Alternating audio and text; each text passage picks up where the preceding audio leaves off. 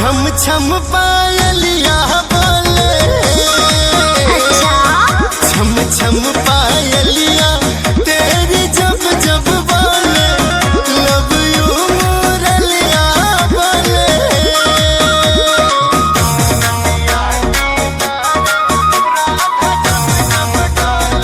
Music by Arya Sharma.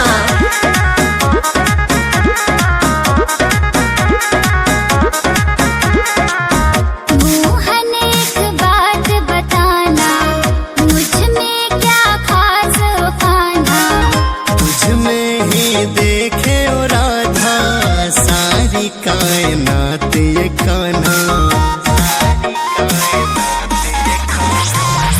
Mohan एक बात बताना, मुझ में क्या खास ओ कान्हा। तुझ में ही देखे ओ राधा सारी कायनात ये कान्हा। ताड़ते क्यों मुझे बिन बोले हैं, जमुना किनारे राधा जब जब डोले, छम छम पायलिया बोले, छम छम पायलिया तेरी जब जब बोले, लव यू मुरलिया बोले। जमुना किनारे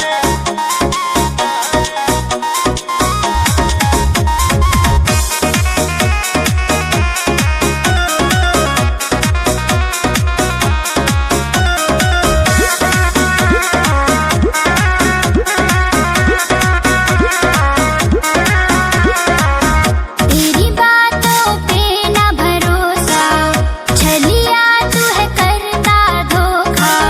चंदा भी है छिप जाता, देख के तेरा मुखड़ा अनोखा, देख के तेरा मुखड़ा अनोखा। हाँ तेरी बातों पे ना भरोसा, छलिया तू है करता धोखा। चंदा भी है छिप जाता, देख के तेरा मुखड़ा अनोखा।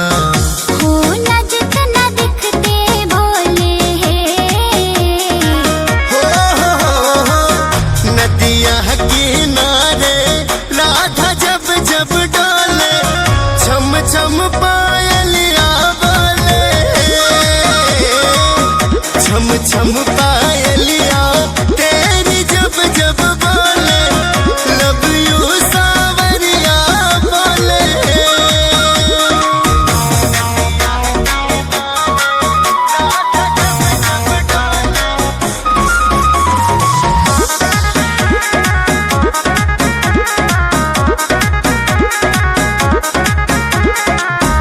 करते जब प्यार ओ कान्हा, फिर क्यों राधा को सताना। छेड़ूं तुझे इसलिए राधे, हर पल तुझे याद आए कान्हा। हो करते जब प्यार ओ कान्हा, फिर क्यों राधा को सताना। छेड़ूं तुझे इसलिए राधे, हर पल तुझे याद आए कान्हा।